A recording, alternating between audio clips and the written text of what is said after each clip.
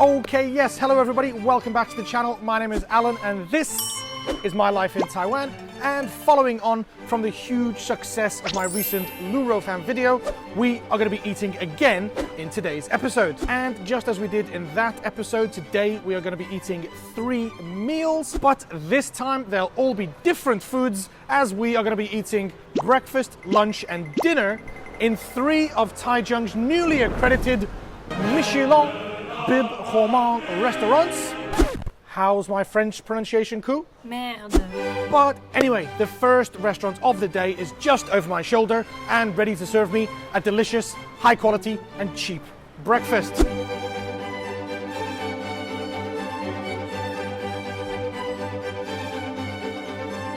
Okay, so here we are inside rather inconspicuous breakfast restaurant AhKunMian. And other than a little sandwich board in the street, you wouldn't even know the place is here. And it can get incredibly crowded here due to its inclusion in the aforementioned Michelin Bib Gourmand list. So before I order and get my breakfast, I thought I'd explain a little bit about what this list is and what does it mean for restaurants like this. Well, first of all, I'm sure many of you are fully aware of the Michelin star rating system that gives Michelin stars to exquisite restaurants with exquisite foods and matching exquisite prices, usually out of the price range for normal people such as myself. But this Bib Gourmand award is only given to smaller, more everyday style restaurants offering incredibly delicious foods at much more competitive prices to their Michelin starred counterparts. In Taiwan, in order to be included in the list, the restaurant will usually have room for about 20 to 25 people, maybe 1 or 2 people cooking in the kitchen, and the bill for a meal of 3 dishes should come in under 1,000 NT dollars. And as you'll see when my food arrives, this place comes in well under budget.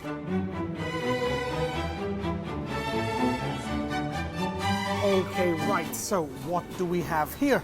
Well, the primary dish and the speciality of this restaurant is this bowl of gammian, which translates basically as dry noodles, which just means that they're served without soup, because in my opinion, they're not dry at all. And in addition to the noodles, I've also selected one of the soups of the 5 or 6 different options that are available. I could choose one of 2 different tofu soups, pig's blood soup, meatball soup, glass dumpling soup, or indeed I could choose a mix of all of these in one bowl, so naturally I had to go with the mixed option. But as is usually the way in Taiwan, the soup comes after the main dish, so time to get these noodles down the hatch.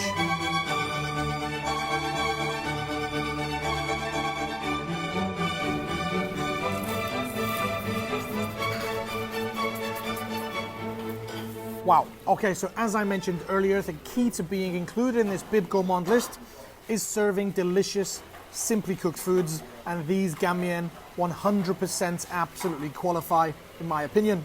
The cooking method is simple, as the noodles are first blanched before being tossed with ground pork sauce, and apparently the best way to enhance the flavor is to add one of these sweet chili sauces.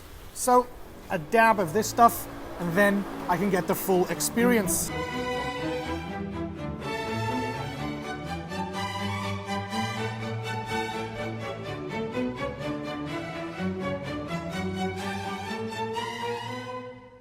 Wow.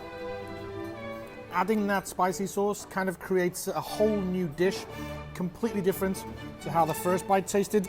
And at just $35 for the noodles and $40 for the soup, this is officially the cheapest Bib Gourmand restaurant in the world. And I challenge anybody to find me a more delicious, more satisfying dish anywhere near that price. The more and more I explore Taiwan and look for different foods to share on this channel, the more and more I'm just blown away at what you can find for such amazing low prices. If you watch my Lurofam video, you'll know that I'm all about the crunch. A bit of texture in my food is really important.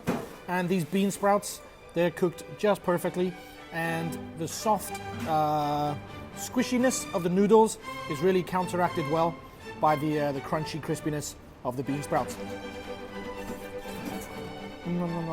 Okay, time for some soup.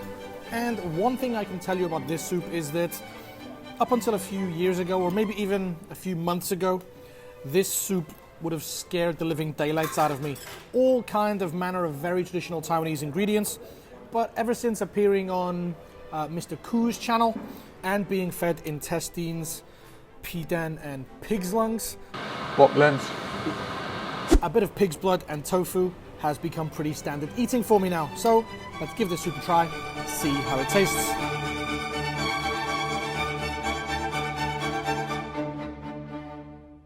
Okay, so one thing you can definitely see is that after being in this place for 50 years and in the third generation of the family, that they have certainly perfected their soup recipe. It is everything that you would expect in a soup. Flavorsome, expertly seasoned, warming, and filling up all of those empty spaces in my stomach in order to get me through to lunchtime. Talking of which, it's time for lunch.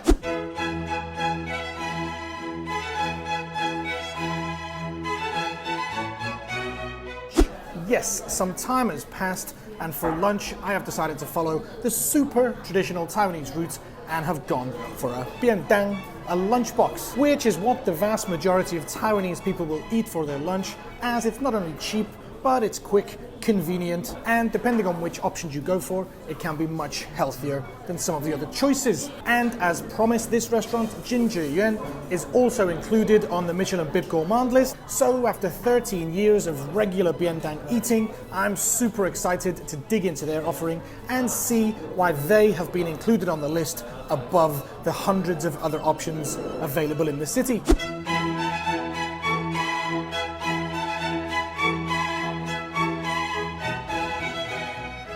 Okay, so food ordered, and according to the Michelin guidebook, this 40-year-old restaurant initially became famous because of its rice being steamed in a rush-woven pouch that apparently imparts an incredibly unique aroma. Apparently they no longer cook it that way, but... Ooh, wow. As I was saying, apparently they no longer make the rice that way, but they are still very proud of their high quality, locally grown rice. As for meat options, there's the standard chicken, pork ribs, beef and fish. I've gone for the pork ribs, so less talking, more eating, let's get stuck in.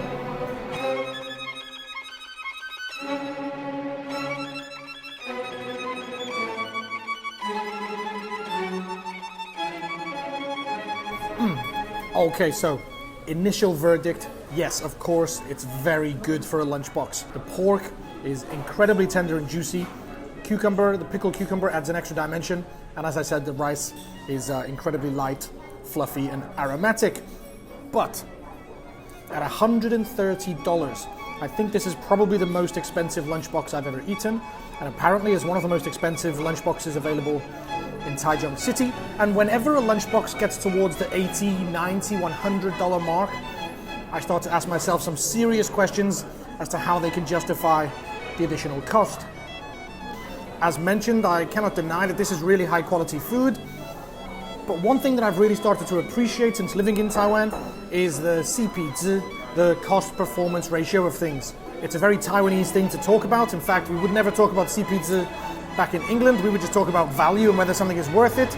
But it's actually quite difficult for me to compare the CP/Z of this lunchbox against some others that I would usually eat, because regularly a lunchbox when I would get it would include meat, rice, vegetables, maybe a black tea, possibly 2 different types of meats if I'm pushing $100. So just to get meat, rice, and a soup, for me, it's a little bit difficult to justify. So in order to try and justify the price, I did a little bit of research on the cooking method, and apparently the pork ribs come from freshly slaughtered pork.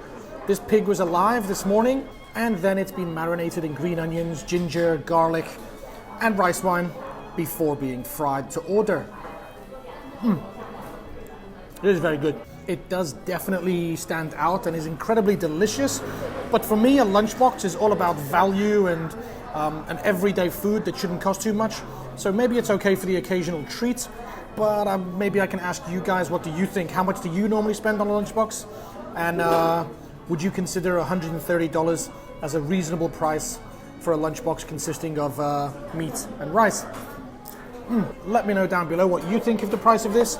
But as for now, time for me and you to get to dinner. And for dinner, we have come to what I would consider is probably the closest to a Michelin starred restaurant of the three that we've been to today.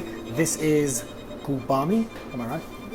Yeah. Gubami. And the Taiwanese speakers amongst you will have already put two and two together and realized that the speciality of this restaurant is Taiwan's national dish, beef noodles. The menu actually has several different beef noodles ranging in price from 300 NTs right up to $950 per dish. So they are definitely at the upper end of the Bib Gourmand price range. But just taking a look around this place, you can definitely see that this isn't what would be considered as a cheap restaurant. And I actually heard a rumor online that the head chefs or the chefs of the place used to run a very successful French restaurant known as Le Mo here in Taichung. So I'm incredibly excited to see what they can do with Taiwan's national dish.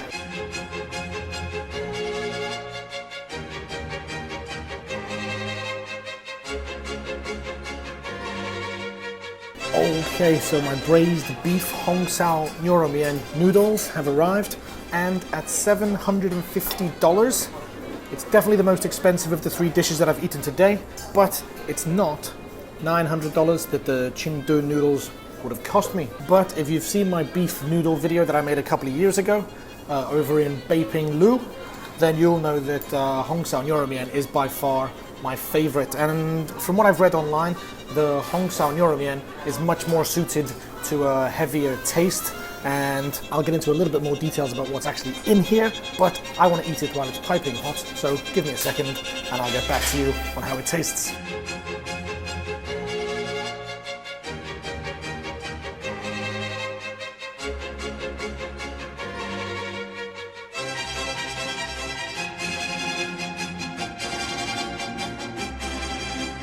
I feel like this dish shouldn't really be in the same group as the two earlier dishes that we had. I really feel like everything about this restaurant, including the food, is more suited towards an actual Michelin star than just in the cheaper Bib Gourmand category. This is so good. It's by far the best beef noodles I've ever eaten. Okay, so after reading a bit online, I think one of the main reasons I'm enjoying this beef so much is that the beef is AAA triple grade Canadian beef, stewed for I've got no idea how many hours. But also one of the ingredients in the soup is a Sichuan huajiao, Sichuan spice, and it really leaves a lingering spice or numbness in your mouth. Not too strong, just enough to let you know it's there. But I've been told what you should do first is you eat the noodles as they come, but then also there's a spicy truffle oil, and then you add the spicy truffle oil, and that will give the dish an extra dimension.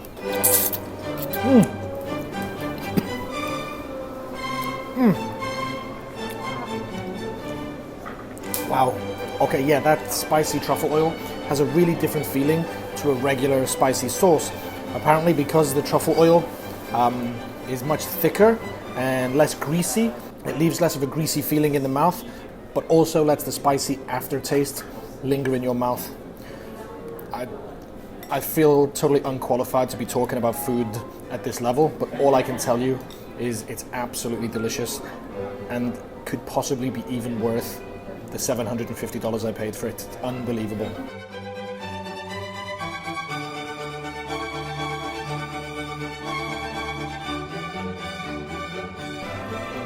Wow, absolutely delicious. Let's get outside and make some sense of what we've eaten today. And just like that, I've paid the $750 for my beef noodles, and I'm outside to wrap this video up. But the one thing I want to wrap it up and talk about is that CPZ, the cost-performance ratio of each food.